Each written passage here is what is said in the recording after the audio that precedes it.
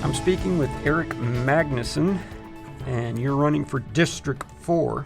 What made you decide to run for District 4, sir? I believe this will mean looking to create more green jobs, taking steps to make the city even more friendly to alternative forms of transportation, and reinforcing the local ecosystems with native species of flora in our parks and other green spaces as much as we can. The council should also ensure that we're working to create opportunities and provide appropriate resources for the underserved, vulnerable, and marginalized communities of Corpus Christi, because in the coming years, they're going to be the groups most harshly impacted by the effects of climate change. This set of beliefs is the foundation that all of my politics are built upon. My family's heavily involved in local theater community, and this has prevented me from attending a lot of events to meet with my potential constituents. I recognize the disadvantage that this has placed me at, but I am coming to this city in good faith with my eyes on a better future for our communities. Yes, sir. Do you have any experience with city politics? I really don't. I've lived in the area since 1990 and in District 4 since 2010. I even got invested in this race late and admittedly unprepared, so I'm grateful that you gave me this time today. Oh, yes, sir. I do work as an analyst, which the primary role of what I do is to look at what's around me, look at the tools at my disposal, and what the needs of my customers are, and identify how those needs can be met. And I think that this type of knowledge work can definitely find its application on the city council. Oh, absolutely, absolutely. I mean, the government experience, I don't think that's required for anything. I think that's one of the tenets of democracy is, we all need to participate. Or have the opportunity to participate. So I'm glad you're entering just based on that. Is there anything you'd like to add or conclude, or any special projects you were thinking about?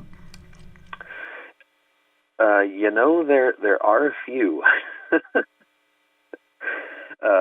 These may vary in importance to our actual constituency, but I would love to see something that the council has kind of pointed at with no real committing thus far, and that's the creation of a low-barrier shelter here in Corpus Christi. That would be a high priority for me.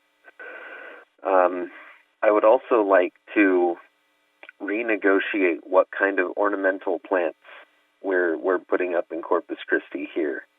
The palm trees don't provide as much to the local ecosystem as I think some of our indigenous, real beautiful flora could contribute, and especially in terms of shade, which is at a premium in this part of the world. There's another big invasive species in the area. There's lionfish that I know that there's initiatives to deal with that might be a little bit outside of the city's jurisdiction specifically. And also the invasive Johnson grass is just outrageous. I would love if the council would look for a way to explore at least getting that under control in public spaces, and possibly an initiative to assist people with getting rid of some of that on their private spaces as well. I'm not certain about how high of a priority we could make that, but those are some of the issues that are near and dear to my heart. Yes, sir. Those are important, especially shade. So, right? I mean, yeah. I'm sorry. I mean, I guess I shouldn't be agreeing with you like this, but I think that's. And then climate change. We've been talking about climate change for so long, and it seems like our leaders are doing the exact opposite of what the studies show we should be doing, which kind of, as I'm aging, that baffles me. It's or very angers me. validating to hear you say that. I couldn't agree more. Even with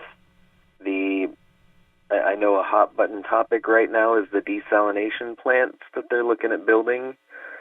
Not only are they targeting one of the most vulnerable communities in Corpus Christi for the newest construction they're planning, but this is going to increase our reliance on fossil fuels for an indeterminate amount of time in the future, and it adds a new source of pollution, additional damage to our aquatic ecosystems to go this route. On top of the fact that the long-distance pipelines from the city to other reservoirs have not been properly maintained. I have not seen evidence that we're doing sufficient work to collect and treat stormwater. I'm not satisfied that all other avenues have been exhausted before we start going a route that's going to ultimately cause a lot of damage and serve really just the industries, which are using 4 times the amount of water already as the actual people who live here and are not extracting water for profit, but are using it to go about their lives. And I think that this is a backwards approach, and we really need to start taking some better steps for the sake of our city going forward.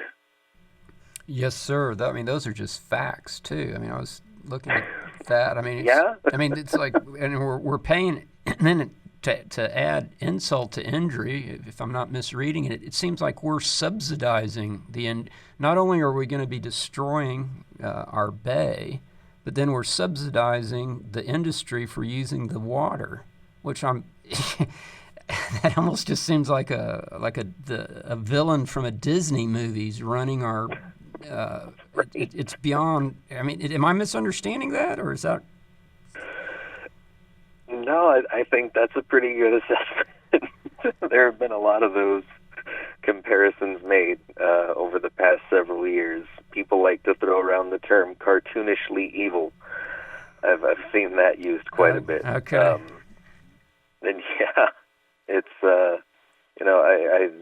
that's a big part of why I'm running. It looks like we're going in the wrong direction with a lot of our policies, and we're just catering to business that they're using essentially an extractionary practice on our water for their profit.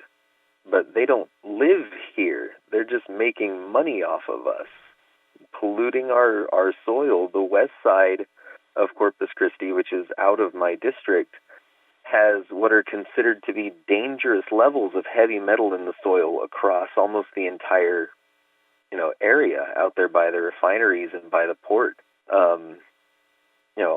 Our waterways, our air quality, it's all hurt by this stuff, and we continue to cater to this industry at the expense of the people whose lives depend on the things that they're taking.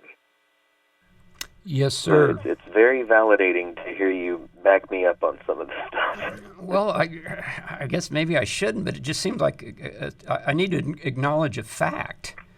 Hopefully, I hope we're not in a position where I can't acknowledge a fact.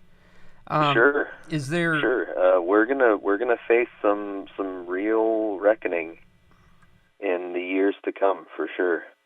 But I think that we can take steps to do the best we can in light of what's coming, and I would like to see us do better.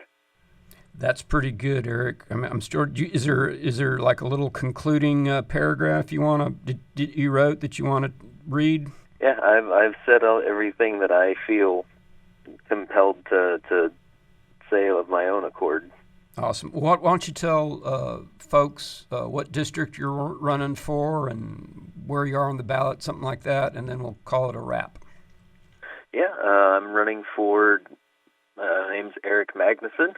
Again, I'm running for City Council District 4, and my name will be at the top of the ballot for District 4 councilman.